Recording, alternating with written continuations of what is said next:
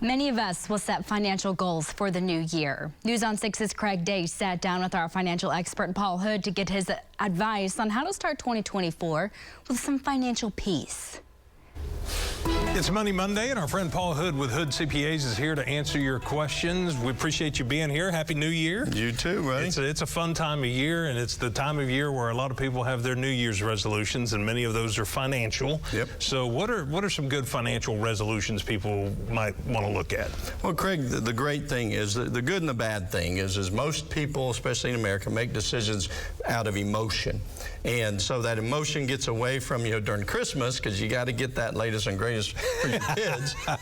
And then the opposite side of the emotion hits us right after January. Yeah, January, you're like, what have I done? Well, I spent how much? You know, and that goes all the way to the desserts you ate, to now you got to join the gym. So use that emotion to get intentional, because it's not complicated, Craig. And most people know this. You know, we have a tendency to put our head in the sand because we can charge things and live above our means, and then it'll catch up with us eventually. But use that emotion to be serious and set a resolution to know where your money's going, because a lot of people don't know where their money's going. So take the last 12 months worth of bank statements, credit card statements, detail out on a spreadsheet or whatever where your money's going, and it'll be an eye-opener. And then figure out where you want it to go. Starting off, I believe, with tithing or giving, because I believe there's reciprocity in giving, and two, then savings, and then spend the rest. So try to target a 10% number. If you can do $10, it's okay. That's a start. It's a start. It's just like when you're trying to lose weight. Cut out that 1 can of Coke a day and then work into it. Get the little victories. And so it's really not complicated. You got to know where it's going and where you want it to go. You know, are there any kind of life hacks to make that easier? Because it's so easy to say, I'm going to save this much a month. But then, you know, something comes up and something comes up. But maybe start small and maybe see how your budget adjusts and then up that as you go. Well, I'd say two things. There's people spend what comes into their hands. So if your employer allows you to, first, you got to maximize what goes into the 401k, because you don't even know.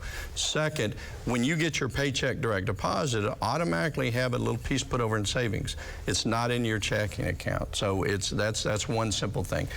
Dave Ramsey has people actually use envelopes of cash. This is my eating out money, and when that envelope is empty, I can't eat anymore. At least do something like that.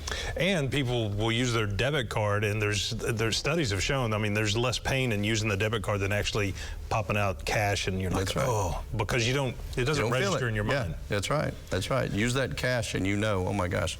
Yep, for sure. And so you say 10% is kind of a general good rule of thumb if people are really kind of thinking long term as far as how much should I save so I can actually retire one of these days? Yeah, so retirement doesn't take age, it takes money. I've got a friend of mine that retired in his low 40s because he lived on 25% of what he made. So you've got to figure out when you want to buy back your time and then start putting it aside. But I can tell you, 10% is a good number, and there's plenty of people that are millionaires today because they just saved $100 a week or, you know, whatever. So start something. Okay, so does your friend who's in his 40s who retired, does he need a yard man? He might. You know, I mean, I want to know this guy. I tell him I hate him every time I say it. I love it, though. No, great advice. We appreciate it. A great way to start off the new year, too. Thanks, Paul. We'll be right back.